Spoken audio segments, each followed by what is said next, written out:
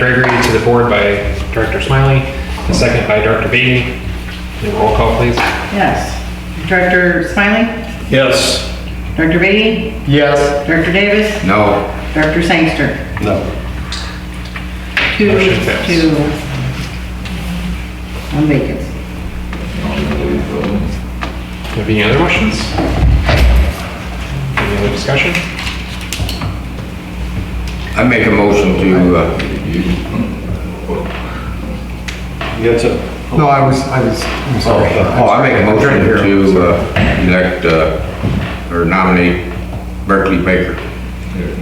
So we have a motion by Director Davis to nominate, or to appoint Mr. Baker. Do we have a second? Second that. A second by Director Sangster. Roll call, please. Director Smiley? No. Director Davis?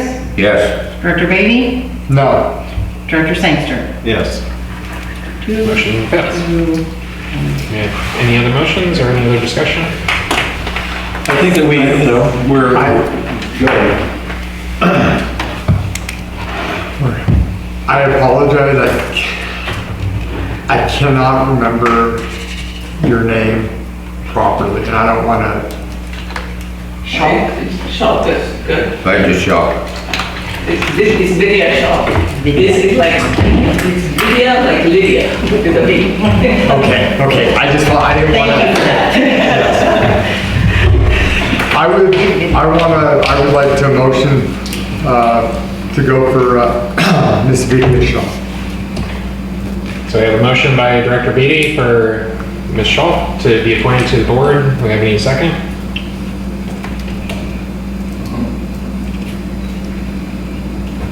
Going once, going twice. Fails for lack of a second.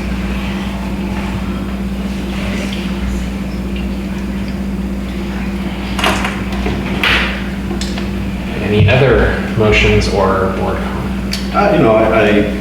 My only comment is this. I appreciate everyone coming in to provide insight into who they are, answering the additional questions that we've come up with. I think, a lot of great information was presented by all the candidates. And I agree on many of the points that were given and many of the things that were said about, our current board and the community of itself. I don't think any one of the four of us that are here now would be doing what we're doing if we didn't care about San Miguel and want it to be a better place and want the residents to be happy living here, be proud to be living in this community. We spend, the majority of our time probably working elsewhere, so we're not in town as much as we should. So the times that we are here, we should be confident that there's a governance in this Community Services District Board that's taking care of their interests. So, as I had said previously, there obviously is a divide and difference in what we think is best in terms of assisting the community or doing things to keep it operating the way it should and moving into the future. I know that we have some bridges to gap. I just don't know that those are going to be bridged today. That's all I've got. I would like to say something. So, as I can see, we all know, everybody knows there's a divide. The divide should not be because of past, present, I know you know him. It shouldn't be based on that. And I feel a lot of things that are done are because of things that have happened previous years ago. That's why, in reality, new blood on the board might not be a bad idea, actually. An outsider, somebody, she's been in our community now for 6-7 years. I really feel we're gonna go back and forth on this. And I strongly feel like if we can't come to agreement on previous board members joining the board again, let's get new blood in here. Let's give somebody a chance. I strongly feel that, it's this seat is till November, until the election runs again. If Ms. Shaw decides, hey, this isn't for me, November time comes, or I love it, and she runs again, and then we go from there. But I really do think, maybe it would be time to actually give somebody who hasn't done this a chance. So, thank you.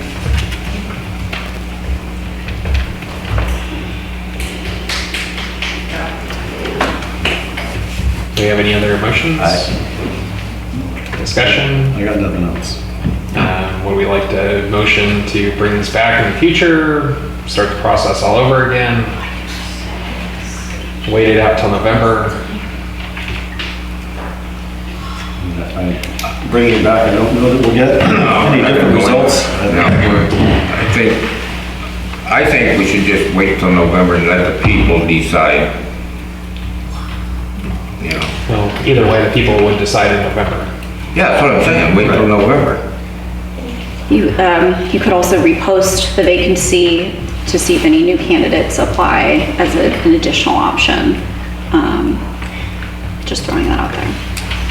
Yeah, I'm not sure the exercise in staff time is going to get a different result. To Director Davis's point, there will be an election in November where anyone can file to be on the ballot. And at that point, the community would decide. And it would take the four of us out of the equation, and we obviously can't seem to come to consensus on something. So if the community has a better finger on the pulse of who they want to represent them, then I think that may be where we're going. Yeah, I agree, we aren't going anywhere. Well, if there's no additional motions or additional discussion, then we can move on to the next.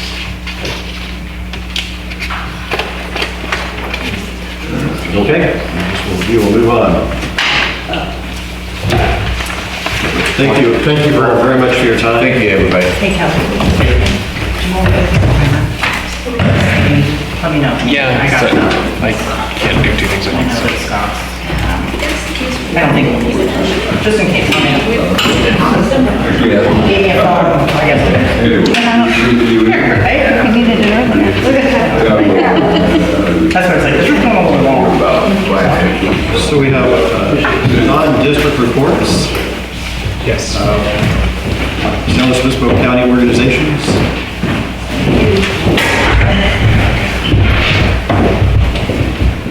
Good evening, Senator Raza, Commander for the Sheriff's Office in our station. I referred to my phone, I apologize, I forgot my copy, but stats for last month are, we took 2 reports for battery. We had no reports for disturbance, burglary, theft, vandalism, trespassing, or scams. We had 4 calls for suspicious circumstances. To year, we have a total of 13 reports taken, where last month, we had 26, so a little bit less. One of the things that we covered at the advisory council meeting earlier this month was cruise nights are going to be coming up again, and as you know, like we did last time, the sheriff's office will work with the highway patrol to see if we can just, it's unsanctioned, but it's fine, right, as long as there's no burnouts and unsafe driving and things like that. But unless you have any other questions or anything else you'd like me to address, that's it for me. Do you know when the cruise nights are going to begin again? Yes. Fifth Friday. Yeah, so San Miguel is the 5th Friday. Fifth Friday. And we don't always have a Friday. Right. We don't always have a 5th Friday for this month, and then of course there's one in Templeton, and the other one's like the Tuscanero, the city, takes care of that. But yeah, thank you. It's the every 5th Friday. Mm-hmm. Okay. We seem to have a pretty good turnout last time. I think they got the message. It's okay as long as you guys are just being safe and not reporting or putting up with the people that show up that aren't trying to just, cruise they're nice old cars, right? Yeah. Looks like it'll be May. Okay, They, Yeah. there you go. Fifth Friday, yeah. Yeah. we appreciate your Yeah. assistance Thank with you. that. No problem. Thank you. Okay. Is that the only San Luis Obispo organization? I guess? As far as I'm aware. Huh? That's as far as I'm aware. It's just the sheriff. Okay. Community service organizations. Oh, okay. Yes, I'm Kathy Schroeder, President of San Miguel Senior Center. I just wanted some of the activities that we're doing more. We have our meals program twice a week, 15 to 20 people. And we have an exercise class that's 2 days a week now. And we are adding an extra day of a crafting and quilting day on Tuesdays. And we are having a group that's coming in monthly, starting next month for scrapbooking. So we're getting a lot of activities, and we're still struggling, or Bingo is struggling, but we're trying to get the word out and encourage people to come to Bingo. And, you know, that's, you know, we got a good group of volunteers. And so we're trying to get more people going here. We're trying to keep it open Monday through Friday, so people can just come in and play games or do, you know, activities. And we're also requested by a nonprofit to come in and have a clothing distribution as well as a food pantry, so we're working on that. Excellent. How are you reaching out to the seniors in the community? A lot of it is through Facebook and personal phone calls, you know, reminding them of our events, because, you know, we get busy. And we're going to be putting the bingo and other events on KPRL, and I'm going to be contacting KSBY. And, oh, I forgot, we are going to have a vendor event, Mother's, May 1st and 2nd. We'll have a meal and then vendors here. Great.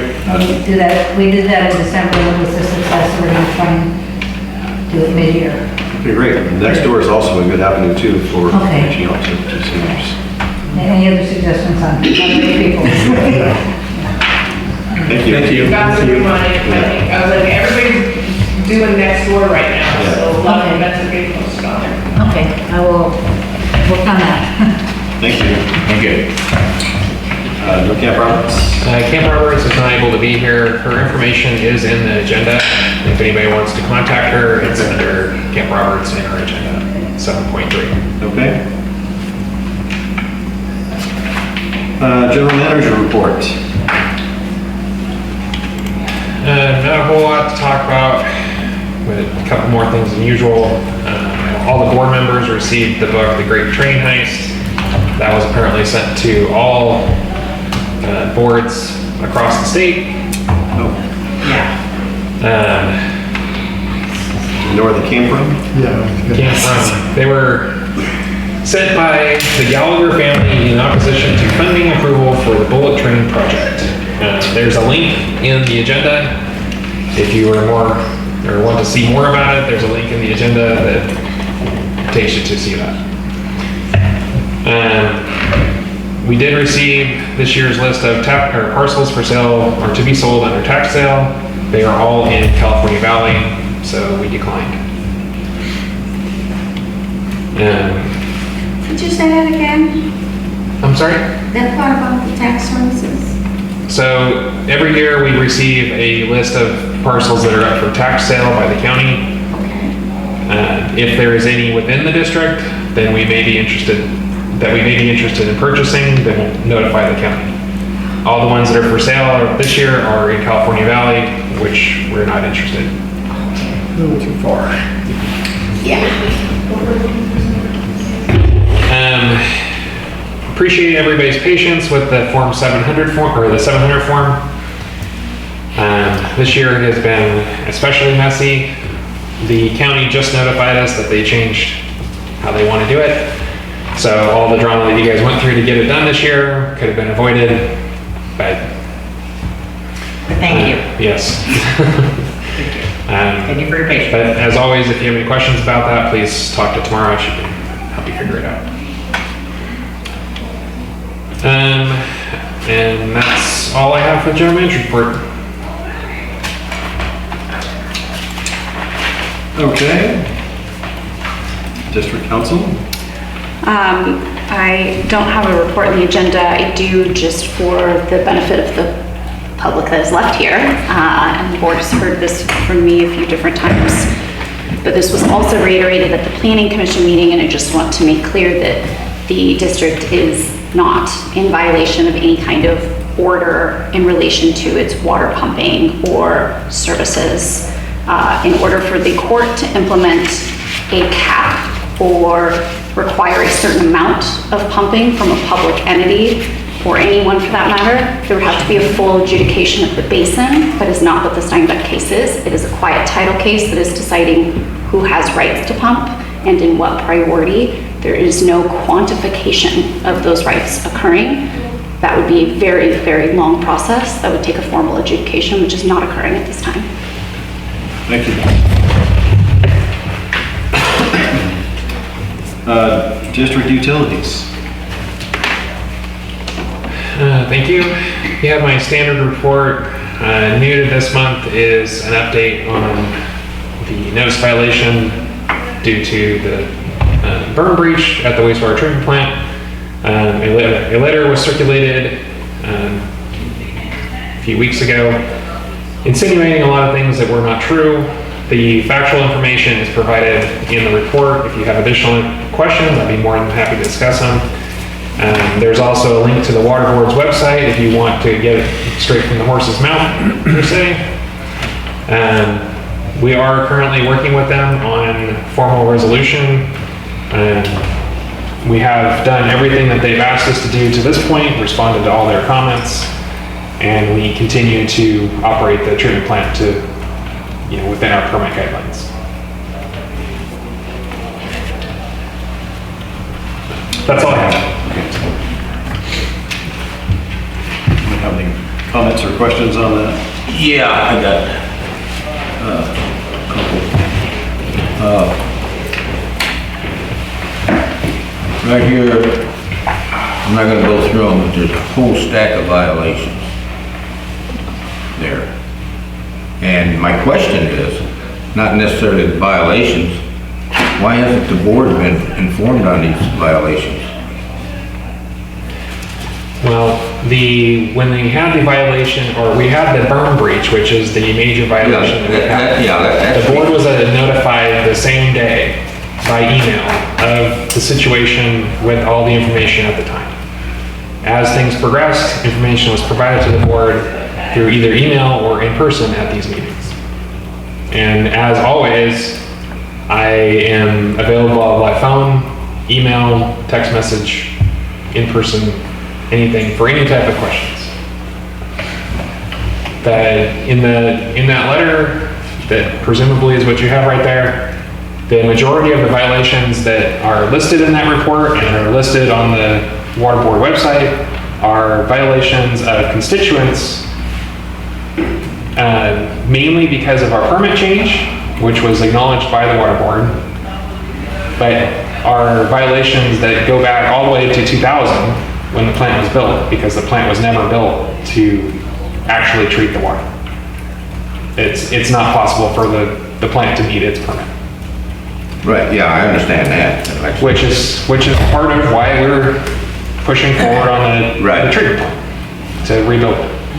Okay, well, the other question that I had, I think I mentioned it to you before, and I got a pretty good, you put the sprinklers out there north of the treatment plant, Yes.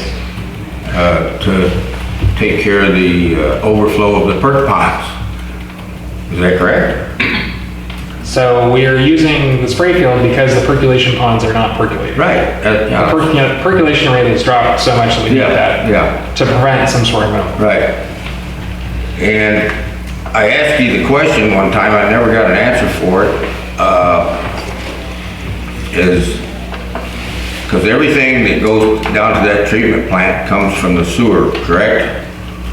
So everything that plant receives is either from the collection system or received through septic receiving. Right. Nothing from the sewer.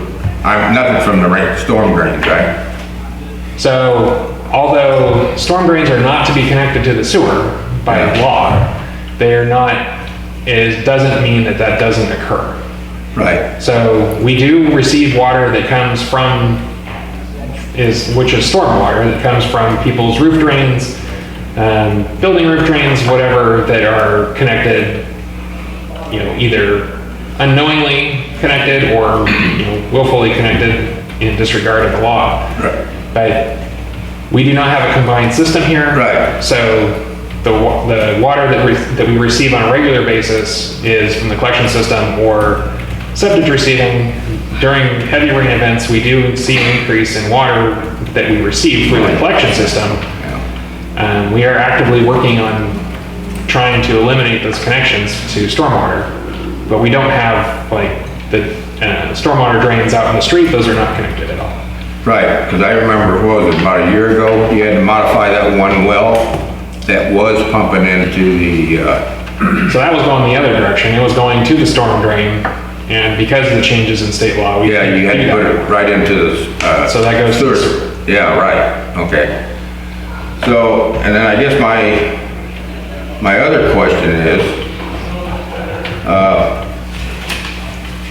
and I never have got an answer on it.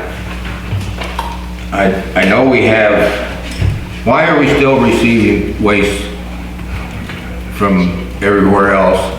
And then, I think it was, when was it, last week? I seen a tanker truck there and found out that we were accepting rainwater and pig waste into our treatment plant.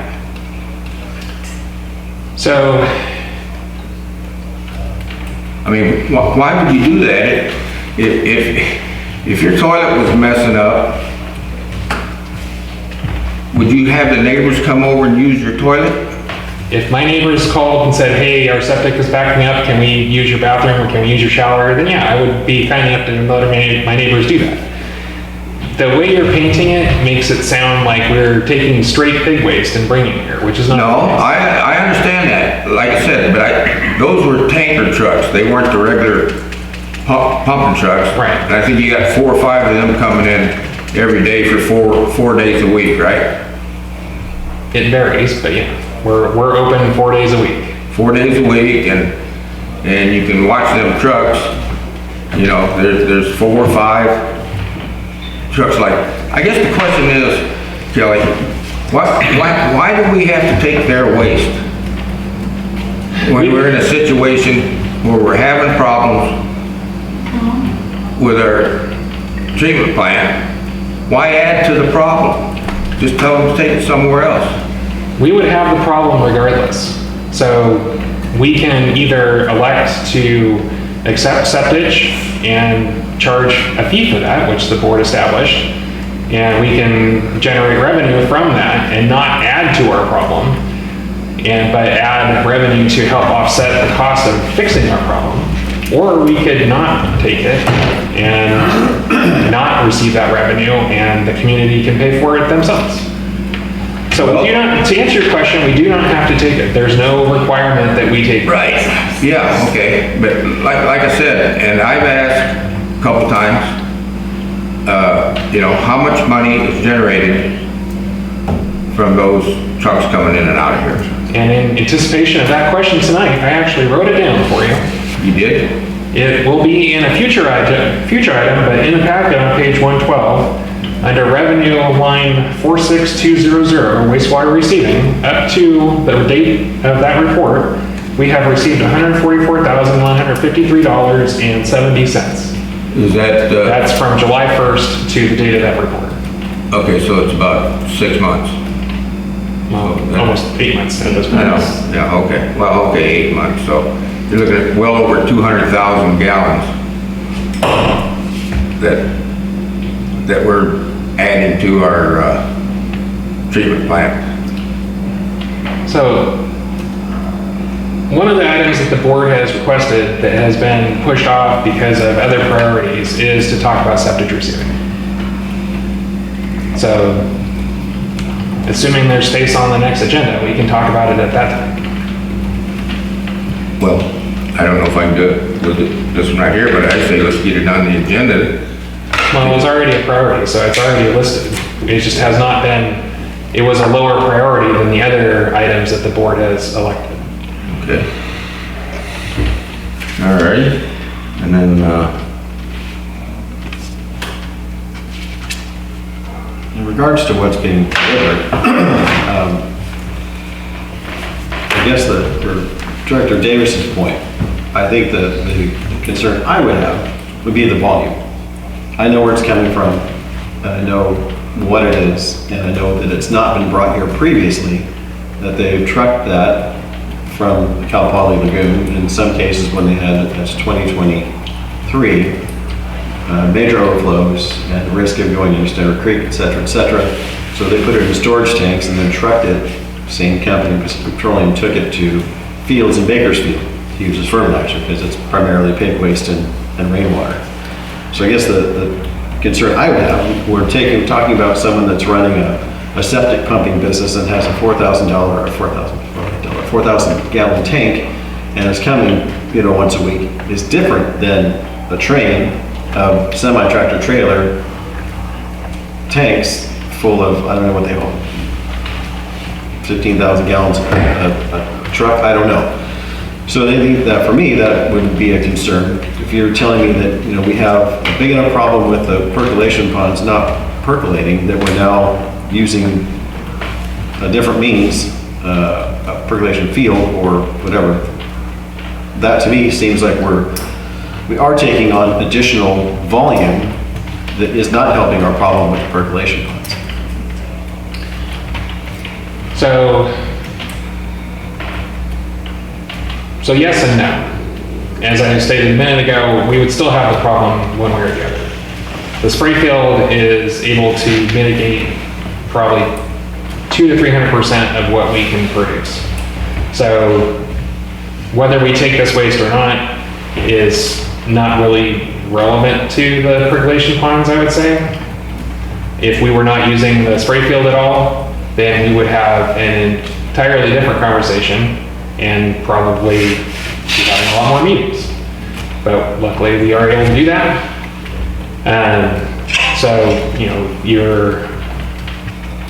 Those trucks that have been coming, that were no longer coming, because Director Davis called them, those trucks are 5,000 gallons. The standard truck that we normally get is between 2,500 and 3,500 gallons. So they're not, they're about twice as big as a small truck and, a third bigger than the big truck. I don't mean to cut you off, Kelly. Director Davis called this company and said, "Do not come." Essentially, is that what I just heard? That's what I was reported to me. I called down and said that, asked what they were hauling in, and they said, rainwater and pig waste. And so I notified them,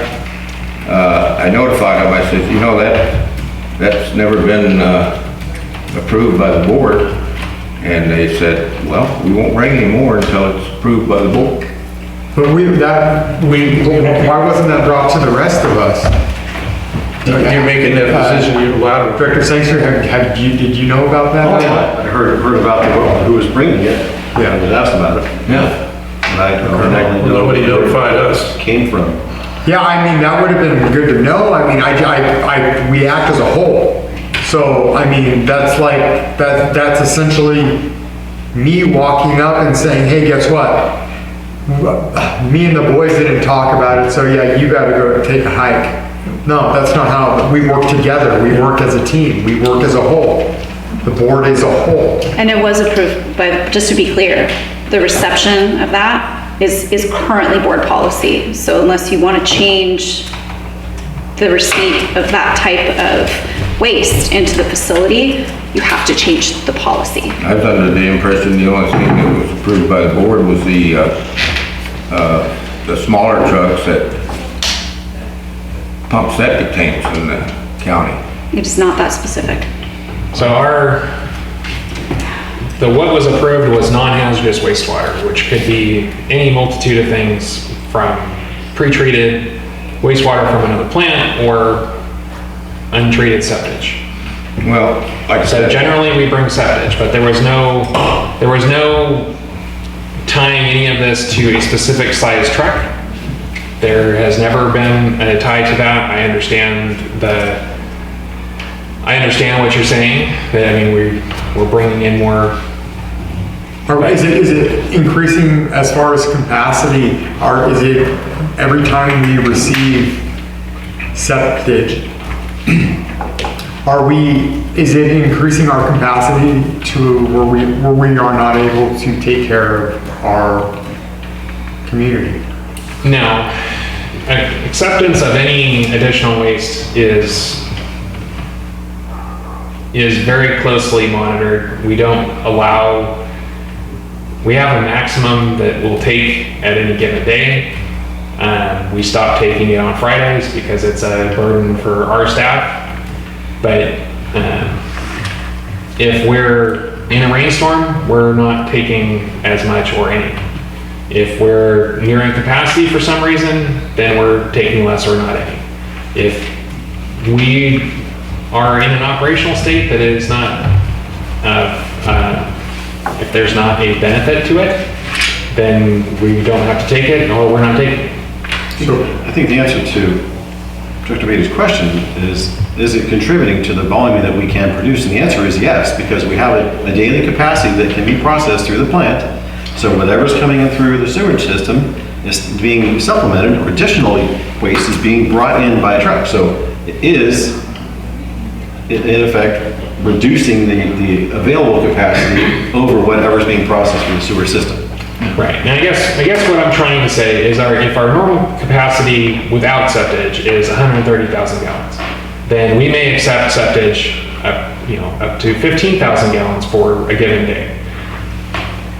I am not going to accept septage on a day that I know is going to be, like our normal sewage is, 180 or 170 or 190 or whatever.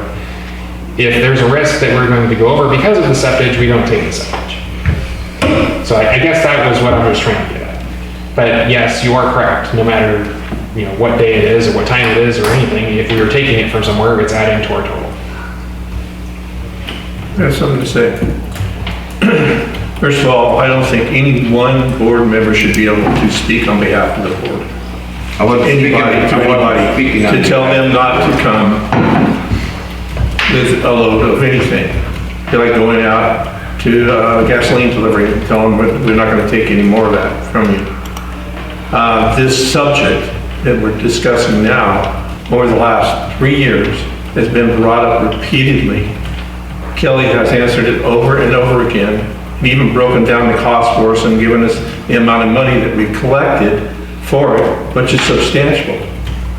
I don't see that it affects the sewer plant, otherwise we'd be in trouble. So I'm for allowing it to go